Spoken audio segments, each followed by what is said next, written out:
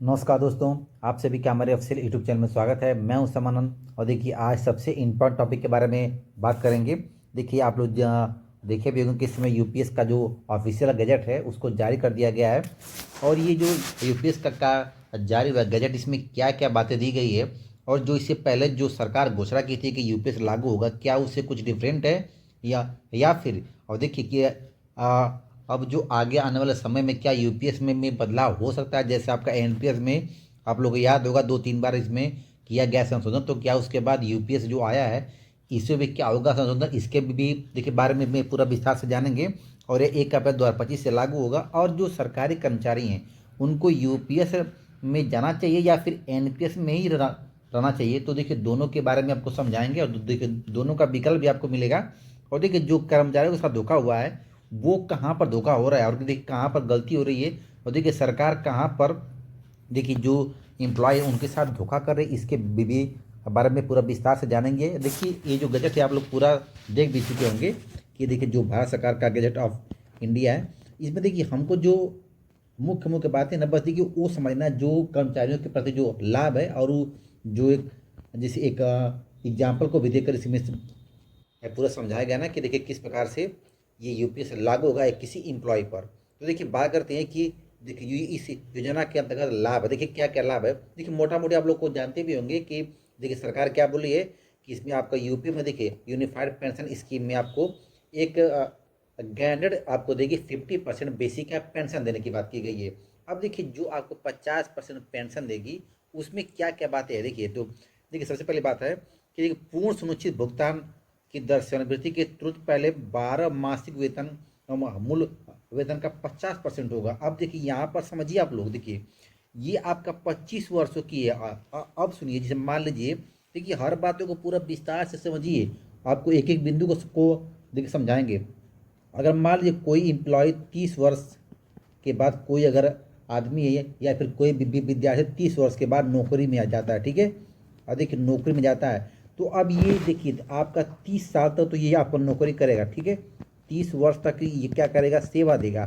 तो इसका मतलब कि इसकी तो 25 वर्ष से तो ऊपर इसकी सेवा हो गई तो इसको फुल पेंशन मिलेगा। या फिर अगर देखिए 35 साल का भी है वो एम्प्लॉय है, अगर वो देखिए उसके बाद भी अगर वो 25 साल की सेवा दिया है तब तो उसको फुल पेंशन, मतलब जो उसकी अंतिम साल में रिटायर जो 12 साल का जो औसत होगा उसका मूल वेतन, उसका 50% उसको पेंशन मिलेगी। लेकिन देखिए कहाँ दिक्कत हो रही है, देखिए अगर कोई कर्मचारी 30 वर्ष में अगर गवर्नमेंट सर्विस में जाता है, अगर वो देखिए अगर वो 55 साल के बाद वो अपने से क्या ले लेता है, बीआरएस या फिर स्वैच्छिक सेवानिवृत्ति वो ले लेता है, तब भी तो उसकी अवधि उसकी सेवा 25 वर्ष की होती है ना, तब भी होती है। लेकिन इस पर उसको पेंशन नहीं मिलेगा। यहाँ आप देखिए सरकार क्या बोलती है कि 25 वर्ष की सेवा आप तो पूरा कर चुके हैं, लेकिन आपको पूर्णतः 50% का पेंशन कब मिलेगा, जब आपकी उम्र 60 साल की होगी तब। देखिए यहाँ पर देखिए ये फिर झोला हो गया इसमें कि आप अगर बीआरएस भी लेते हैं, अगर स्वैच्छिक सेवानिवृत्ति लेते हैं, 25 साल की सेवानिवृत्ति आपको आपको 25 साल की नौकरी करने के बाद भी अगर मान लीजिए कोई कर्मचारी 20 वर्ष में ही आपका नौकरी पे आ गया है, अगर सोचेगा कि नहीं हम 25 साल नौकरी करने के बाद अपना हम सेवानिवृत्ति ले ले, तब भी उसको पेंशन 45 साल के बाद नहीं मिलेगा। उसको पेंशन मिलेगा तो उसको 60 वर्ष जब उसकी अवधि पूरी होगी तब उसको पेंशन मिलना शुरू होगा। तो देखिए ये यूपीएस में कहा गया है। अब देखिए ये भी झोला है कि अगर इस तरह से तो कर्मचारी को अब देखिए जो भी उसकी गैपिंग है ना उसमें कोई पेंशन नहीं मिलेगी। जैसे 45 साल के बाद वो ले लिया बीआरएस, तो 60 साल तक जैसे बीच में जो 15 साल की अवधि है इसमें उस कर्मचारी को कुछ नहीं मिलेगा। और जैसे 60 साल पूरा होगा उसके बाद उसकी पेंशन शुरू होगी। आप बताइए, अगर वो देखिए कितना बड़ा देखिए सरकार झोला कर रही है इसमें। और देखिए इसी बात को ना आप लोग पूरा विस्तार से सम देखिए सोच समझ के तो इसमें इसको अप्लाई करिएगा, जो जिसको लेना होगा ये भी लेगा, ठीक है। अब देखिए क्या बोला है कि कम वर्ग सेवा अवधि के मामलों में अनुपातिक भुगतान स्वीकार्य होगा। देखिए इसका मतलब क्या है कि अगर आपकी पूरी सेवा 25 वर्ष से कम होगी तो आपको उसी अनुपातिक मामलों में पेंशन भी आपका कम होगा। जैसे देखिए अगर 10 वर्ष आपका मिनिमम है, ये देखिए इसमें दिया गया मिनिमम ये, यदि आपका देखिए 10 वर्ष सेवा किए हैं तो आपको 10,000 पेंशन मंथली आपको मिलेगा, ठीक है। देखिए दिया भी क्या, अगर देखिए 10 साल या उससे अधिक और सेवा के 50 सेवानिवृत्ति होने पर प्रति माह 10,000 रुपया आपकी न्यूनतम पेंशन की बात की गई है, ठीक है ना। अब देखिए ये भी देखिए, ये सब आपकी मतलब पेंशन कब मिलेगी, तो याद रखिएगा आपको, जब आपका 60 साल, ठीक है, 60 वर्ष पूरा होगा तभी पेंशन मिलेगी, उससे पहले नहीं मिलेगा, ठीक है। अब देखिए इसमें देखिए देखिए और तो इसमें आपको सब देखिए बात की गई कि जो भी आपके देखिए 60% कानूनी रूप से ब्याज, देखिए जो ये यदि आपका मृत्यु होता है तो आपके जो जो आपके डिपेंडेंट है, जैसे या फिर आपकी कोई पत्नी है तो उसको मिलेगी पेंशन। ये तो देखिए सब में था, आपको ये भी ओपीएस में भी था और इसमें भी है, यूपीएस में इसको दिया है। और देखिए इसमें दिया है कि महंगाई राहत, देखिए तो आपको जैसे देखिए सेवानिवृत्त के बाद जो पेंशन मिलती है ना, उसमें डीआर मिलता है, डीलर्स रिलीफ बोलते हैं, तो इसको ये तो आपको मिलेगा 6 6 महीने के बाद, जैसे आपका डीए बढ़ता है वैसे डीआर भी बढ़ता है, ठीक है। तो डीआर को देने की बात की गई है कि जो पेंशन होगा उसमें डीआर आपको मिलता रहेगा, ठीक है। अब देखिए जो क्या बोला कि आरक्षित सेवा के प्रत्येक पूर्ण 6 महीने के लिए मासिक परिलब्ध मूल वेतन प्लस महंगाई भत्ता का 10% की दर से अधिवार्षिक पर एक मुश्त भुगतान अनुमति दी जाएगी। देखिए अब ये लमसम अमाउंट की बात कर रहा है, तो देखिए सबसे बड़ी देखिए सरकार झोला कहाँ कर रही है, लमसम अमाउंट में। और देखिए ये तो आप लोग जानते भी होंगे कि जो जो अपना कर्मचारियों का अंशदान है वो बेसिक और डीए का क्या है 10%, ये आपका हमेशा कटता रहेगा। और सरकार इसमें अपना कंट्रीब्यूट बढ़ाने की बात की है तो अपना बढ़ाएगी, ठीक है ना। तो देखिए सबसे बड़ा देखिए झोला हो रहा है देखिए इस पॉइंट पर, यहाँ पर देखिए सरकार खेल खेल रही है। देखिए क्या बोला है कि देखिए अभी देखिए इसको नीचे समझते एग्जाम्पल से, देखिए देखिए ये तो आपका देखिए सरकार बोली है कि अपना हम जो अपना कर्मचारियों का होगा 10% काटेंगे और उसमें से अपना हम 18%, अपना 14% पड़े थे तो अब उसको 18% करके हम उसको अपने से कंट्रीब्यूट करेंगे ताकि कर्मचारियों को अंतिम समय में पेंशन देने में कोई समस्या ना हो। अब देखिए बात करते हैं, देखिए ये आपका एग्जाम्पल से समझते हैं, जो लमसम अमाउंट है, देखिए जो आप अपना कंट्रीब्यूट कर रहे हैं, देखिए ये आपके नीचे पूरा आपको देखिए पीडीएफ आप लोग एक बार उसको देख भी सकते हैं, उसमें एग्जाम्पल के तौर पर दिया है। हम देखिए बात करते हैं सीधे आप क्या आते हैं पॉइंट पर, कौन सा देखिए पॉइंट है, देखिए ये है, देखिए ये आपका, अगर देखिए समझिए, अगर किसी कर्मचारी की सेवानिवृत्ति के समय अगर उसका मूल वेतन 45,000 रुपया है, ठीक है ना, ध्यान से देखिए समझिएगा, ठीक है। देखिए अब उसका, तो देखिए इसमें उसका जो बनेगा पेंशन, तो इसमें आपका देखिए इसमें अब उसका 50% बेसिक का बनेगा पेंशन, और देखिए जो डीए होगा आपका, तो देखिए डी आपका जो उस समय जिस हिसाब से डी होगा उस हिसाब से उस पर आपको डीआर मिल जाएगा। तो ये आपका क्या होगी, तो उसकी पेंशन होगी अगर वो 25 साल की सेवा पूरी करता है, ठीक है ना। लेकिन देखिए जो सरकार बात कर रही है ना कि लमसम अमाउंट एक मुश्त राशि, तो देखिए एक मुश्त राशि देखिए यहाँ पर दिया गया है, देखिए ये है आपका, ठीक है।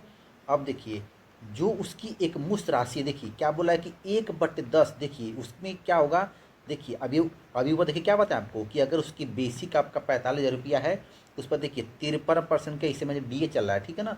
तो 53% उसका डीए जोड़ दिया, अब देखिए कुल राशि हो गई 68,850 रुपया, ठीक है ना। ये आपका कुल उसकी राशि है डीए जोड़ के।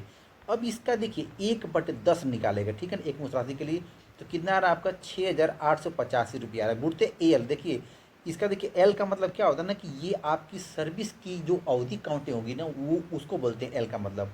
अब देखिए एल क्या होता है, देखिए यहाँ देखिए लिखा भी गया है कि व्यक्ति की पेंशन कार्पस के अंशदान के लिए महीनों की संख्या के आधार पर सेवा 6 मासिक पूर्ण वर्षों की संख्या। देखिए अब इसमें क्या बोला है कि देखिए जिससे आपका देखिए यहाँ दिया भी गया है कि 1/10 जो आया आपका अमाउंट वो 6,885 रुपया है, ठीक है।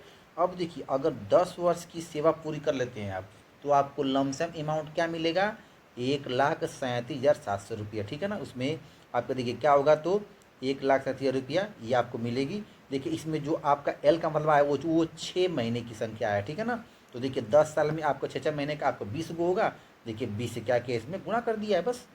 अब देखिए जो अगर कर्मचारी 15 साल की सेवा पूरा करता है उसी की देखिए हिसाब से देखिए 30 का गुणा होगा 20 का तो 40 का, देखिए 25 साल पूरा किया तो आपका गुणा होगा 50 से, तो देखिए लगभग 30 वर्ष का अगर सेवा पूरा किया तो उसका गुणा होगा 60 से। तो देखिए लगभग इतना ही कोई पूरा कर पाता है, जब बहुत अगर कोई सर्विस करेगा तो 35 या 40 साल तक करते हैं, तो देखिए आपका गुणा होगा 70 से। अगर आपकी बेसिक अगर कितनी रहेगी, अगर 45,000 आपके बेसिक पर होते रिटायर तब की बात हो रही है, ठीक है। तो देखिए आप ये समझ के चलिए कि आप पूरे देखिए 35 साल तक जो आप सरकार को अपना दिए हैं 10% बेसिक और डीए का, उससे कोई मतलब नहीं है। सरकार आपको रिटायरमेंट के समय कुछ नहीं देने वाली है। देखिए धोखा कहाँ पर होगा, आप जब होंगे रिटायर तो सरकार आपको 4,81,000 रुपये दे देगी, अगर आप 35 साल तक सेवा में रहते हैं तो। अगर आपकी बेसिक 65,000 रुपया पर आप होते हैं रिटायर, तब की बात कर रहा हूँ। वो एक एग्जाम्पल देके समझा रहे हैं। जिसका जितना बेसिक होगा उसी हिसाब से आपका अमाउंट आपका बढ़ जाएगा, जिसका कम होगा उसका और कम हो जाएगा। लेकिन देखिए औसतम आप लोग ये बस देखिए चलेंगे मान के अगर आपको निकालना भी होगा ना कि हमको रिटायरमेंट के बाद कितना पैसा मिलेगा, तो बहुत कम मिलेगा, ये मान के चलेंगे। आप उस पैसे में आप रिटायरमेंट के बाद जो अगर पार्टी देना होगा उसी में आपका सारा पैसा ख़त्म हो जाएगा। ये समझ चलिए कि अगर आप यूपीएस लेते हैं तो यूपीएस में आपको बस पेंशन के अलावा कुछ नहीं मिलने वाला है। समझिए जो आपका अमाउंट कट रहा है, देखिए जो बेसिक और आपका डीए जो हम लोग जो देखिए जो डीए का 10% कटवा रहे हैं हम लोग, ये समझिए कि आपका ये तो कट रहा है लेकिन सरकार कुछ नहीं देगी। ये आपका अमाउंट लास्ट में जुड़ने के बाद बहुत ज़्यादा हो जाएगा, लेकिन सरकार उतना आपको देगी नहीं। देखिए क्या देगी, तो देखिए ये आप लोग का एग्जाम्पल से समझ गए हैं कि अगर 45,000 आपके अगर बेसिक पर हो रहे हैं रिटायर, तो अगर इस समय 53% डीए चल रहा है, ठीक है, तो उसी का निकाल के आप निकाल लीजिए 1/10 करके, तो इतना रुपया आएगा। अब देखिए जितना साल आप सेवा की उसी के हिसाब से आप निकाल लीजिए। कोई 15 साल सेवा किया है तो उसका 30 साल में उसका देखिए जो बेसिक और डीए का 1/10 में गुणा कर दिए 30 का उतना होगा, उसको एक मुश्त राशि मिलेगी। अब देखिए ये समझिए कि जब आप रिटायर होंगे तो उसमें जो आपकी जो पैसा मिलेगा बहुत कम मिलेगा, उसकी वैल्यू उस समय बहुत कम के बराबर होगी। तो देखिए यूपीएस में सबसे बड़ा जो झोला है वो ये है ना कि जो लमसम अमाउंट, देखिए जो इसको बोलते हैं, देखिए जो अमाउंट लमसम अमाउंट ये बहुत कम है। इसका मतलब कि ये देखिए ये सरकार यहाँ पर धोखा कर रही है। और देखिए यही बात देखिए ओपीएस में क्या था, तो देखिए ओपीएस में देखिए हमारा देखिए प्रोविडेंट जो अकाउंट था पीएफ, उसको बोलते थे पीपीएफ। देखिए जो पीएफ अकाउंट था इसमें आपका देखिए ये जो पैसा आप हमारा कट रहा है 10%, ठीक है, बेसिक और डीए का, तो देखिए ये देखिए इसका जो पैसा का ये तो अपना देखिए 10% चाहिए 8% चाहिए, इसको आप अधिक भी कटवा सकते हैं। ये पैसा अपना खुद का था और ये पैसा इसमें जमा होता था, और रिटायरमेंट के बाद इस पर हमको 8.5% का इंटरेस्ट के साथ ये पैसा मिलता था, फुल अमाउंट हमको मिलता था। तब ये पैसा जाकर 50 लाख 60 लाख लमसम में ये कर्मचारियों को मिलता था। लेकिन अब ये सब कुछ नहीं मिलेगा यूपीएस में।